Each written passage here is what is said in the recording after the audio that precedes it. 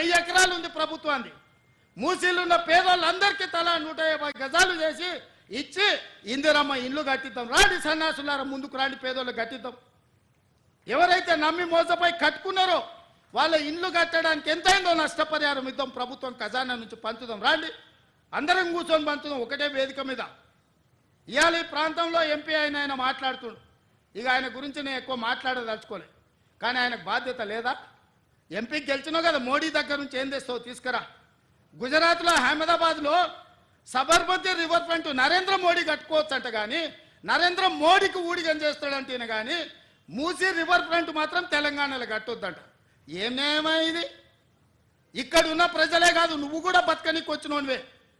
నువ్వు బతకనీకి వచ్చినావు, ఓట్లు వేపించుకున్నావు, ఎంపీ అయినావు. కానీ వాళ్ళు మాత్రం మూసీలు అదే మురికి కూపంలో ఉండాలనా? వాళ్ళందరినీ చక్కదిద్దాల్సిన బాధ్యత నీకు లేదా? రా, ఈటల రాజేందర్ ఇద్దరం కలిసి మోడీ దగ్గరికి పోదాం. పోయి 25,000 కోట్లు తీసుకొద్దా, మూసీలు ఉన్న పేదోళ్ళకి పంచి పెడదాం, ఇల్లు కట్టిద్దాం, డబుల్ బెడ్రూమ్ ఇల్లు కాదు, మంచి కాలనీలు కట్టిద్దాం. వాళ్ళకు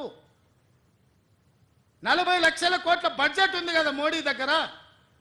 హైదరాబాద్ నగరానికి 25,000 కోట్లు ఇవ్వలేడా? చేబెల్ల మీరే గెలుస్తారు, సికింద్రాబాద్ మీరే గెలుస్తారు, మల్కాజ్గిరి మీరే గెలుస్తారు, మెదక్ మీరే గెలుస్తారు, నగరం చుట్టూతో మొత్తం మీరే గెలిచింది కదా ఈటల రాజేందర్ గారు. మోడీ దగ్గరికి వెళ్ళి ఏం తెద్దామో రాపోదాం. నాకేం బేసిజాలు లేవు. రాజేందర్ గారు రండి సచివాలయానికి, ఏ ప్రతిపాదన తెస్తారో తీసుకురండి.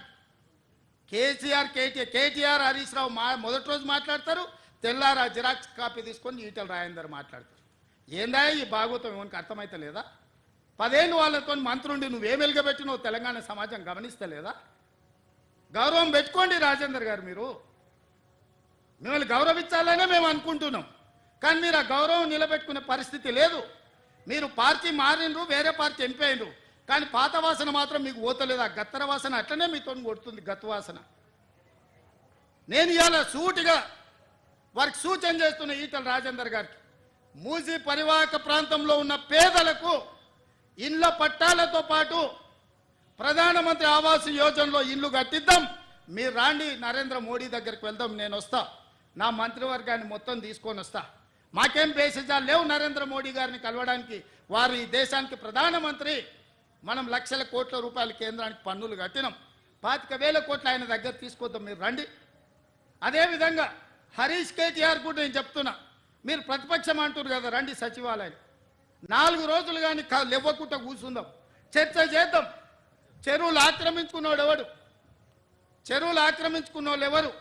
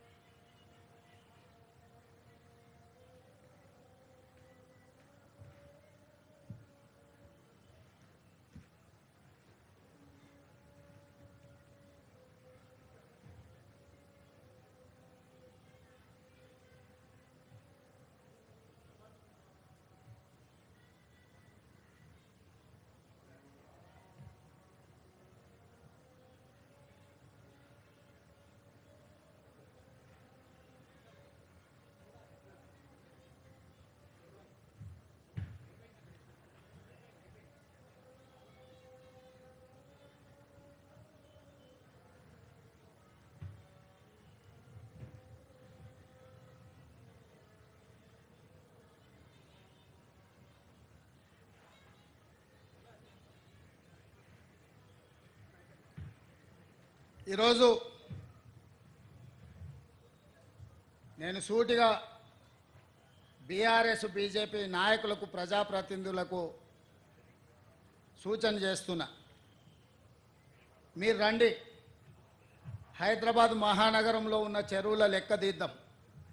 చెరువులలో ఎఫ్టీఎల్లో ఎవరున్నారు, బఫర్ జోన్లో ఎవరున్నారు, నాలాలు ఎవరు ఆక్రమించుకున్నారు, ప్రభుత్వ పార్కులలో అక్రమ నిర్మాణాలు ఎవరు చేసారు, ప్రభుత్వ భూములలో అక్రమంగా వెంచర్లు ఎవరు వేసిండ్రు, ప్రైవేటు భూముల్లో అనుమతులు లేకుండా ఎవరు కట్టిండ్రు. ఇవన్నీ ఒక కోణం. మూసీ అనేది ఈ నగరానికి జీవనాధారం. ఆనాడు 1908లో వచ్చిన వరదలలో వేలాది మంది చచ్చిపోతే నిజాం నవాబు ఉస్మాన్ సాగర్, హిమాయత్ సాగర్ను, అనంతగిరి కొండల్లో నుంచి వచ్చే నీళ్లను నియంత్రించి ఈ ప్రాజెక్టులు కట్టి హైదరాబాదు నగరానికి తాగునీటి సమస్యను తీర్చడానికి ప్రయత్నం చేసిండు. ఇవాళ 100 సంవత్సరాలు మనకు తాగునీటి దాహార్తిని తీర్చిన ప్రాజెక్టులను ఇవాళ ముంచేయాలని మీ ఫామ్ హౌజులు కట్టి మీరు ఆక్రమించుకున్నారు. ఇవే కాకుండా వందలాది గొలుసుకట్టు చెరువులను హైదరాబాదు నగరంలో ఆక్రమించుకున్నారు. ఇవాళ ఆ చెరువులను మనుషులు కొంతమంది దురాశపరులు ఆక్రమించుకోవడంతో చెరువులో ఉండాల్సిన నీళ్లు వీధుల్లోకి వచ్చి వీధుల్లో నుంచి మన ఇంట్లోకి వస్తున్నాయి. ఇవాళ కొద్దిమంది అక్కడ నిర్మాణాలు చేసుకోవడం వల్ల వేలాది కాలనీలలో ఉండే లక్షలాది కుటుంబాలు ఇవాళ నీట మునుగుతున్నాయి. దీనికి ఒక పరిష్కారాన్ని చూపించాలి, ఎవరో ఒకరు నడుము బిగించాలి. ప్రతి వారు చూసి నాకెందుకులే అని వదిలేస్తే ఈ నగరం మునిగిపోతుంది. చూస్తుంటే చెరువులు మూసుకుపోయినాయి, నాలాలు మూసుకుపోయినాయి. ఇంకా కొంతకాలం చూస్తే మూసీ కూడా మూసుకుపోతుంది. ఇవన్నీ మూసుకుపోయినాక వర్షాలు